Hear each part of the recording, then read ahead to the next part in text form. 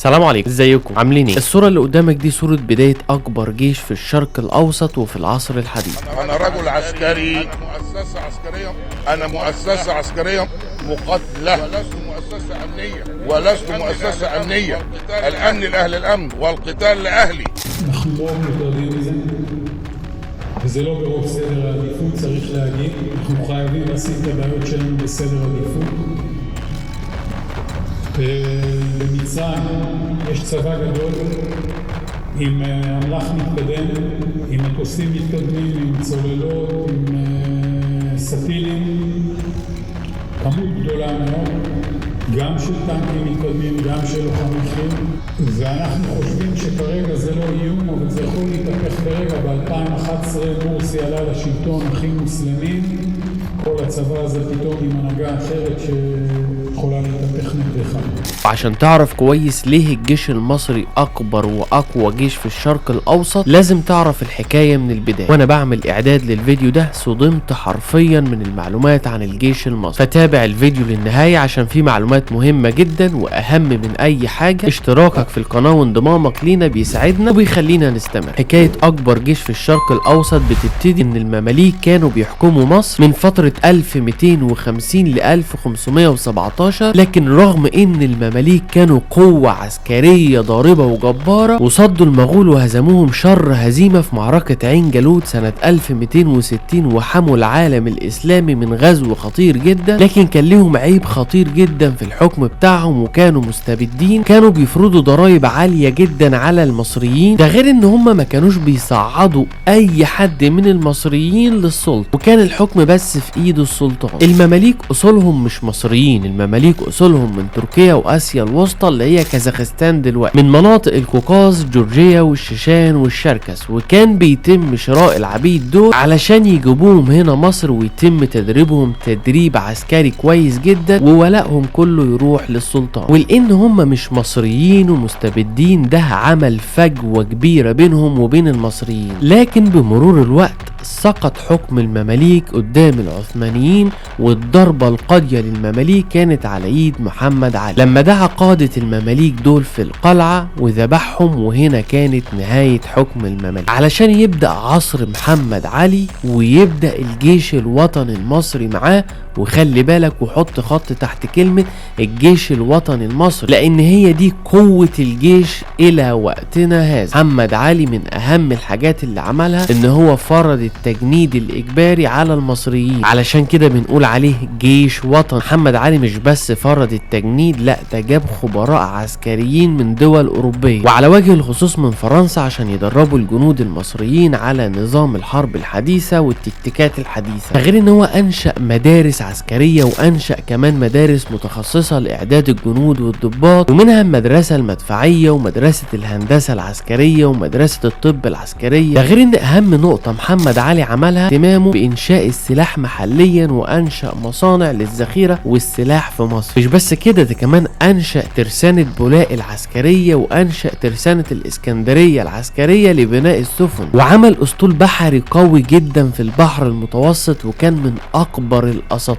وقتها. والاسطول ده شارك في حملات كبيرة زي حرب اليونان. وفضل التطور مستمر في الجيش المصري من عصر محمد علي لحد وقتنا هذا، لدرجة ان لو مصر عطست العالم يجيله برد. وانا هنا مش ببالغ ولا حاجة، انا بحاول انقل لك صورة عن الجيش المصري انت لازم يكون عندك وعي بيها. وخلينا اديلك مثال عن كده قبل ما اسرد لك معلومات الجيش المصري وقد ايه هو قوي. على سبيل المثال قناة السويس، كونك انك تمتلك قناة السويس فانت هنا بتمتلك اكبر واهم ممر ملاحي في العالم، والممر ده بيربط حركة الملاحة البحرية حول العالم كله على وجه الارض. في الممر الملاحي الضيق ده اللي هو قناة السويس بيعدي منه اكتر من 20% من التجارة العالمية حول العالم. فانت متخيل هنا قوة واهمية الممر ده عاملة ازاي؟ مش بقولك لو مصر عطست العالم يجيله برد. طب ايه كمان بيعمله الجيش المصري؟ الجيش المصري مش مجرد جيش بيحمي حدودك بس، لا، الجيش المصري بيساعد العالم كله على الاستقرار للسلام في العالم. يعني انت هنا مش مجرد متفرج، لا انت فاعل حقيقي للسلام. وبص حواليك وشوف لولا مصر كانت ليبيا تبقى فين، او السودان تبقى فين، او حتى غزة. كان زمان، دلوقتي مفيش حاجة اسمها غزة. طيب ايه تاني؟ جيشك دلوقتي وفقا لايجيبت اندبندنت يعتبر في المرتبة ال14 عالميا وسط جيوش العالم، وان هو الجيش الاقوى في قارة افريقيا باكملها. غير ان موقع جلوبال فاير باور، وده بيصنف الجيوش العربية او الجيوش العالمية حول العالم، بيصنف جيشك على ان هو المرتبة ال15 عالميا، متفوق على كل الجيوش العربية. ولو هنتكلم بلغة البطل عن الجيش المصري، فالجيش المصري بطل افريقيا. زي ما قلت لك انا مش ببالغ، انت عندك ارقام في الجيش المصري ارقام مهولة، اقل ما يقال عنها ان هي ارقام خرافية. انت عندك في الجيش المصري 500,000 جندي في الخدمة فعليا، و500,000 زيهم في الاحتياط. علشان كده بقول لك انت عندك جيش ضخم مرعب. انت عندك قوة عسكرية متدحرجة على الارض وهي الدبابات، والرقم مرعب. عندك 4664 دبابة، متفوق على كل الجيوش الافريقية، وده لوحده بخليك تحتل المرتبة الاولى في الشرق الاوسط. 1130 دبابة M1A1 اللي هي ابرامز الامريكية، وده مخلي عندك حصون على الارض. طيب ايه كمان؟ عندك قوة جوية رهيبة بمعنى الكلمة. انت عارف انت عندك بوفيه. عارف يعني ايه بوفيه من القوة الجوية؟ يعني عندك كل ما لذ وطاب، وكل ما هو بيطير في السماء من كل الاشكال والالوان، منها F-16 ودي طائرة مقاتلة من الطراز الاول، عندك منها اكتر من 200 طيارة. طيب عندك ايه كمان؟ عندك الرافال الفرنسية وميج الروسية، ودي برضو من اقوى المقاتلات في السماء، بل يعتبروا من وحوش السماء اصلا. ده غير طبعا المروحات الهجومية زي الاباتشي وكاموف، وطائرات النقل التقيل زي C-130 هيركليز، طائرات الانذار المبكر. ده غير ان انت عندك ميزة رهيبة وهي تنويع مصادر السلاح، سلاح فرنسي، سلاح روسي، سلاح صيني، سلاح امريكي، وده بيديك مرونة كبيرة وبيصعب عملية فرض حصار عليك عسكري في اي وقت. ده كله بيخلي القوة الجوية عندك في حتة تاني خالص، ومستعدين في اي وقت يطيروا في سماء مصر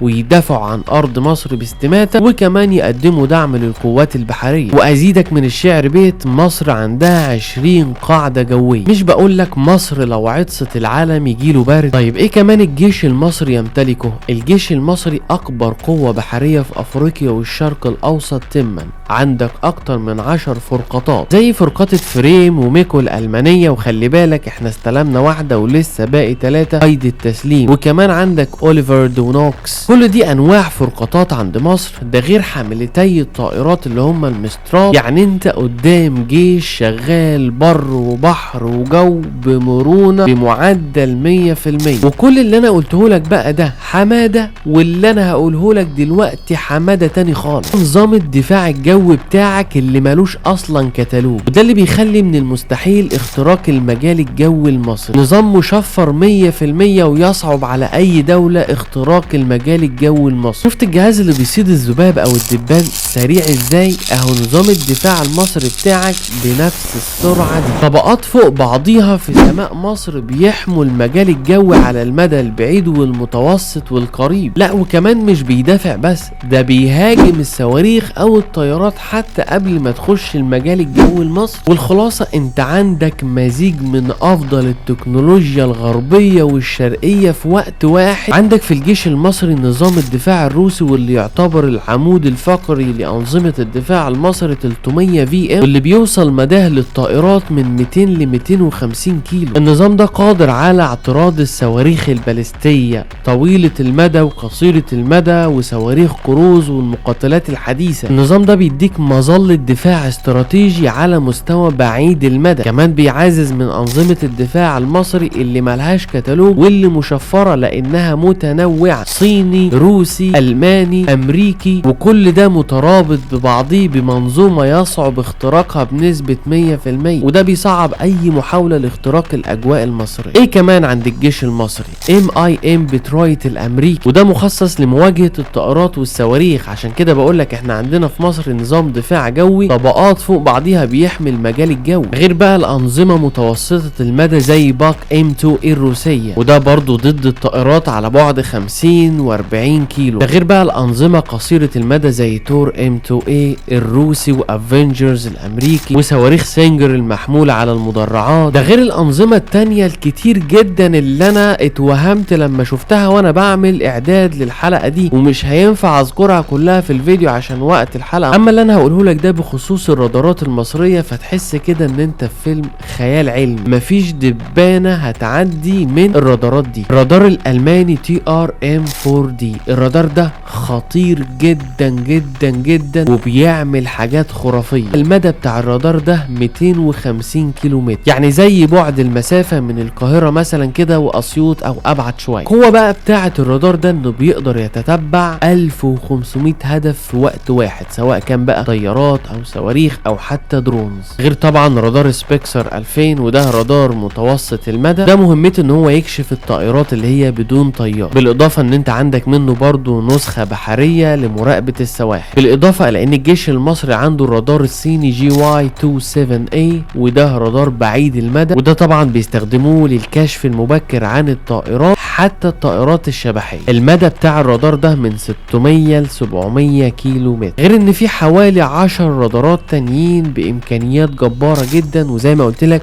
مش هينفع اذكر كل اسلحة الجيش المصري في حلقة واحدة، عشان كده ان شاء الله في الحلقات اللي جاية هنبقى نخصص لكل سلاح فيديو لوحده. انا بس في الحلقة دي بحاول افتح عينيك وابين لك الصورة الحقيقية للجيش المصري وقد ايه هو جيش رهيب جرار لا يمكن اختراقه بسهولة، ومش من السهل على اي دولة الدخول في مناوشات مع الجيش المصري. اخيرا اهم نقطة عايز اكد عليها، الجند المصري اللي ما تلاقيش زيه في العالم. الجند المصري بيتلقى تدريبات بدنية جدا وصعبة جدا، وكمان تدريبات على اعلى مستوى في التعامل مع السلاح، ده غير التدريبات التكتيكية اللي بياخدها الجند المصري، غير التدريبات على التعامل مع البقاء في الصحراء لاكبر وقت ممكن. وتقدر تشوف بنفسك الفرقة 3 سبعات بتعمل ايه كويس، وان شاء الله هنعمل فيديو عنها خاص بالفرقة 3 سبعات، وكل ده بيتم تحت اشراف القائد عبد الفتاح السيسي. خلي بالك اللي انا قلته لك ده كله نقطة في بحر معلومات عن الجيش المصري. لحد هنا نكون وصلنا لنهاية الفيديو. عايز اقول لك في نهاية الفيديو ان اللايك بتاعك واشتراكك في القناة يخليني استمر، فلو انت اول مرة تشوفنا او تتفرج علينا ما تنساش تشترك في القناة